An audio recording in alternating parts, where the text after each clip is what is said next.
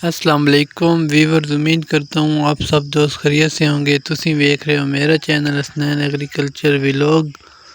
दोस्तों आज मैं थोड़े नवी वीडियो लेके हाजिर हूँ। वीडियो देखने तो पहले मेरे चैनल ਨੂੰ लाइक सब्सक्राइब कर लो।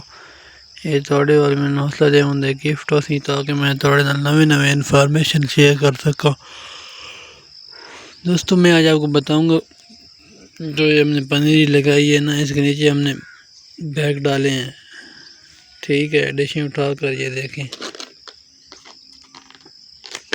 ये नीचे बैग डाले हैं। ठीक है, बैग डालने की वजह ये है कि जब टमाटर की पनीरी बड़ी होगी तो इसकी जड़ें जो हैं ज़मीन में चली जाती हैं, या नीचे से जड़ी बूटियाँ इसके जो नीचे सुराख होते हैं उसके अंदर से नीचे इसके अंदर चली जाती हैं, तो इससे मसला होता है।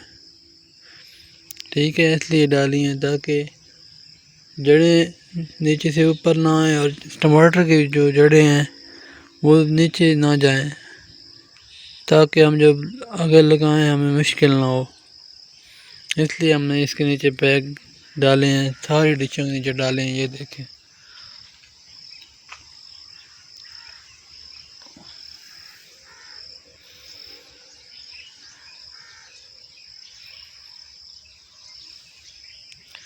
ठीक है दोस्तों, इसका ये फ़ायदा है।